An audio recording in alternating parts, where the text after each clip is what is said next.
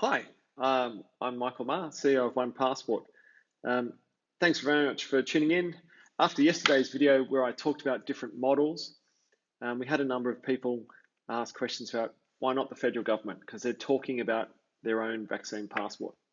So this one's pretty clear cut if you think about it. There are three key reasons why the federal government shouldn't do the vaccine passport. Firstly, the federal government's more about policy rather than implementation or execution. The only area where they really do execution is defence. Everything else, if you think about, is state government. You go to the state government for your driver's license, all that day-to-day kind of stuff. So the federal government's role is policy, not implementing large IT systems for people to use on a day-to-day basis. The second reason is the database itself. The Australian Immunisation Register, AIR, and Services Australia is not designed to connect to third parties easily or really well. So if I looked at the fact that I need to use my vaccine passport probably for three different reasons, we'll call it social, travel, and work. Social is I just need to come up to a pub or footy game and to hold it up and show my vaccine certificate.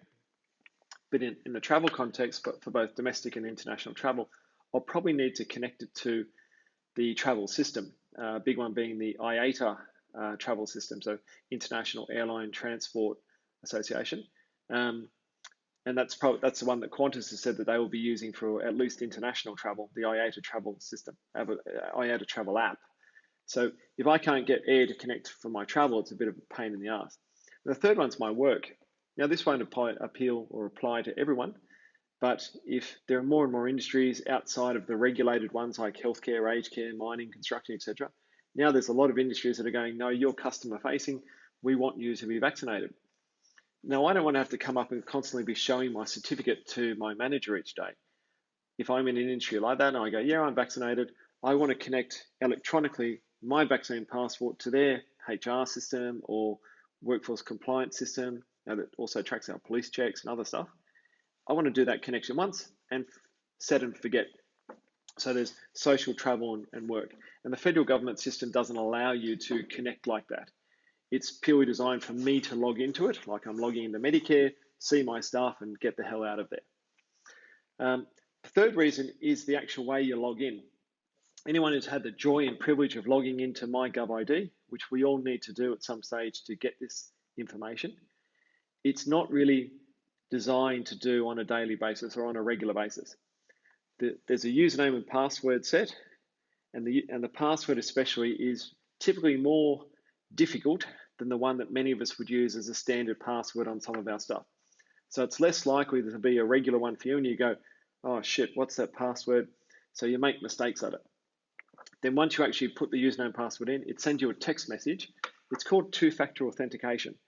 So every time you log in, you have to get the text message and copy over the 6 or 7 digit code into the space. Can you imagine that every time you walked up to the pub and you had to flash your certificate? Especially if you've had a couple of drinks, especially if it's raining outside. Can you imagine the queue outside a pub or outside a footy ground of everyone going, what's my bloody password? So we'll all need to access MyGovID once to download this information, but then we need a better place to store it on your phone that it's ready to share, a proper vaccine passport that's designed for that purpose.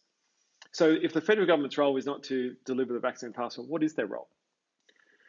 Well, it's to make a really good Australian immunisation register under Services Australia or Service Australia.